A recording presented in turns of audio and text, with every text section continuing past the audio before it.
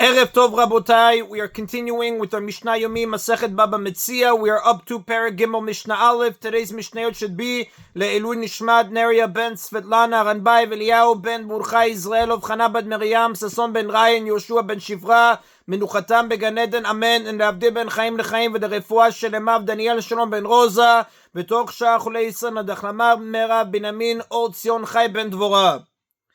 This chapter discusses the laws of a shomer, which means watchman or custodian. This is a person who is responsible to watch and take care of property that belongs to someone else. The property entrusted to his care is called a pikadon, a deposited item. Now, Mishnah Aleph refers to an unpaid shomer, an unpaid watchman. An unpaid shomer does not have to pay the owner if the item he was watching was stolen or lost without negligence on his part. However, he must prove that this is what happened. If he cannot prove it, he must either pay the owner or take the oath of the shomrim, meaning he swears that the item was indeed stolen or lost, that he was not negligent, and that he had not used it for his own purposes. The Mishnah states the laws that apply when an unpaid shomer claims that the item was stolen, and later the thief is caught. Someone gave his friend an animal or utensils to watch for him for free. And the shomer later claimed that they were stolen or lost. Shilem velo ratza lishava, but he paid the owner, did not want to swear, although he could have sworn to avoid paying. She'arei amru shomer chinam nishba v'yotzeh, as the sages said, an unpaid shomer may swear and leave the court without having to pay.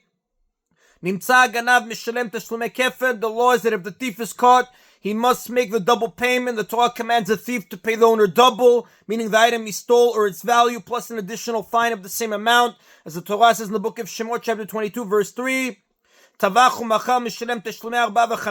the item he stole was a sheep or ox, and he slaughtered or stole it, and he slaughtered or sold it, he must make the fourfold or fivefold payment. The Torah states that one who steals a sheep and then sells or slaughters it must pay the owner 4 times the value, meaning the sheep itself plus an additional fine of 3 times as much. If the animal was not a sheep but an ox, he must pay the owner 5 times the value, meaning the ox itself plus an additional fine of 4 times as much, as stated in the book of Shemot, chapter 21, verse 37. Lemi mishalem, whom does the thief pay? Lemisha pikadon etzlo, he pays the one with whom the item was entrusted, meaning the shomer. The thief must pay the shomer rather than the owner, because through paying the owner for the theft, the shomer became its new owner. Because the shomer chose to pay the owner for the object and not swear, it is considered his property from the moment it was put in his care. Therefore, when the thief stole the item, it already belonged to the shomer, and it is the shomer whom he must pay. Although the shomer paid for the item after the owner entrusted it to him, it became his retroactively from the moment he received it. The reason is as follows: whenever an item entrusted to a shomer is stolen, the owner would prefer that the shomer pay him for it rather than swear and not pay. To encourage the shomer to pay, the owner can tell him when he gives him the item, if it is stolen and you agree to pay, this giving of the item should retroactively be considered a gift to you. You will therefore be its owner from the start and receive all the payments if the thief is caught. In fact, this is understood to be the owner's intent, even if he does not say it out loud. Accordingly, as soon as the shomer agrees to pay, it comes out that the item was a gift to him from the start, and so it was the shomer's property that the thief stole. Now, the Mishnah returns to the related case where the shomer swore instead of paying. Nishba v'lo ratza lishalem, if he swore and did not want to pay. Nimtza ganav mishalem teshlumei kefel. Here too, the law is that if the thief is caught, he must make the double payment. Tavachu machar mishalem teshlumei arba v'chamisha, and if the item he stole was a sheep or ox, and he slaughtered or sold it, he must make the fourfold or fivefold payment. Lemi mishalem, however, whom does he pay in this case? The Bala Pikadon, he pays the original owner of the watched item, since he owned it the whole time and it never became the property of the shomer.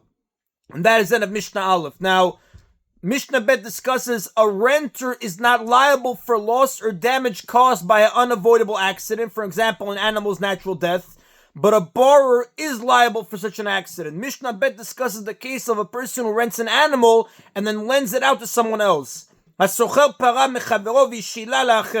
If someone rented a cow from his friend and lent it to another person with the owner's permission, a renter is forbidden to lend a rental item to someone else without the owner's permission. If he does, he is responsible for anything that happens to it, but here he did it with the owner's permission. Umeta kidarka, and it then died a natural death for which the renter is not responsible, but the borrower is. Ishavam socher shemeta kidarka. The renter swears to the owner that it died a natural death without any negligence on his part. And the borrower pays the value of the cow to the renter.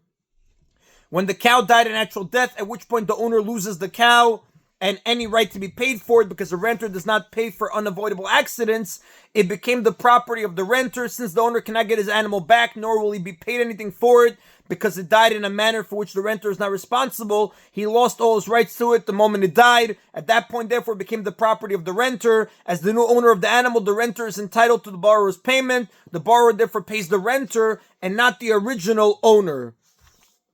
The next Tana disagrees. Amar Rabbi Yossi. Rabbi Yossi said, Ketzad hala oseh schora beparato shel chavero. How can the renter be allowed to do business with the cow of his friend? Meaning, the renter does not become the owner of the cow. Therefore, if he takes the borrower's payment, he is profiting from something that is not his. Rather, the law is that the borrower returns the value of the cow to the owner. Since the cow always belonged to the original owner, it is the owner whom he must pay. And the Rav tells us that the halacha follows the opinion of Rabbi Yossi, that in this case, the borrower returns the value of the cow to the original owner. And that is the Nabotai of today's Mishna Yomi. Baruch Adonai Le'olam. Amen v'amen.